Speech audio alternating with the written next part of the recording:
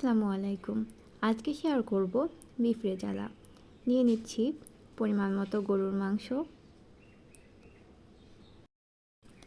আদা রসুন বাটা, কুচিয়ে রাখা পেঁয়াজ। আমি এখানে 3 থেকে 4টা পেঁয়াজ ব্যবহার করেছি। আপনি চাইলে আরও বেশি ব্যবহার করতে পারেন। মরিচের গুঁড়া পরিমাণ মতো, একটা গোটা দারচিনি, 4টা ফল, লবণ, জিরা গুঁড়া, ধনিয়া গুঁড়া, সামান্য হলুদ, ধনিয়া আর জিরা বাটা।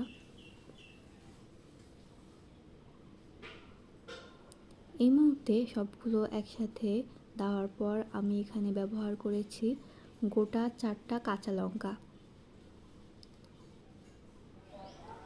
কাঁচামরিচ দেওয়ার পর আমি এখানে ব্যবহার করব সয়াবিন তেল।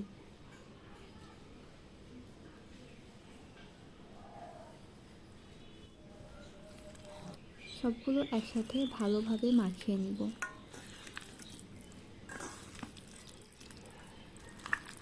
একটা সুন্দর স্মেল আসছিল যখন আমি এটা মিক্স করি। তখন কড়াইতে বসিয়ে দেওয়ার পর আমি 10 থেকে 15 মিনিট জাল করেছিলাম।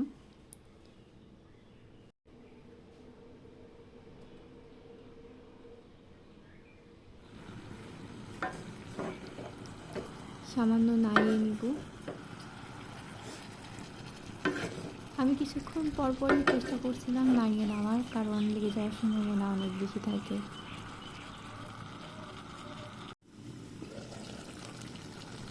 সুন্দর একটা কালার চলে এসেছে। এই মুহূর্তে আমি বানিয়ে নিব মশলার জন্য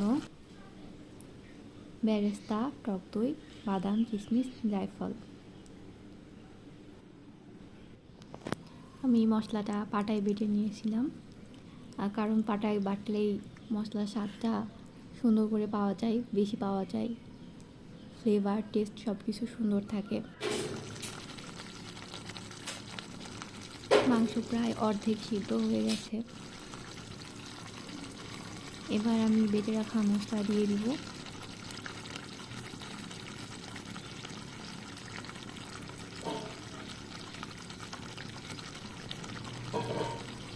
মশলার সাথে তখন পানি অ্যাড করা হয়েছিল না, তো আমি পরবর্তীতে এখানে এক্সট্রা করে পানি অ্যাড করে নিয়েছিলাম।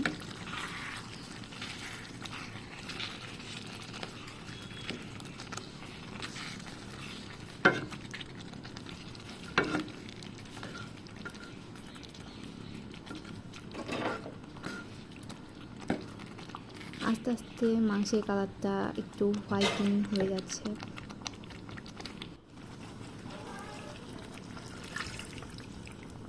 এই মুহূর্তে দিয়ে দিচ্ছি একটু পানি দিয়ে আমি 2 থেকে 3 মিনিট নাড়ানাড়ি করে নিলাম।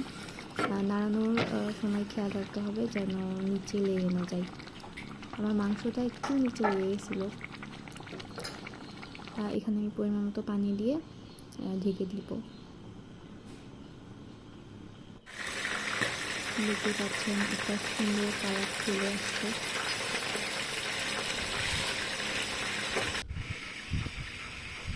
এভাবেই বানিয়েছিলাম ভেঙে গেছে গরুর মাংসের রেজালা। পরবর্তী রান্নার জন্য লাইক, কমেন্ট, সাবস্ক্রাইব করে সঙ্গেই থাকুন। ধন্যবাদ।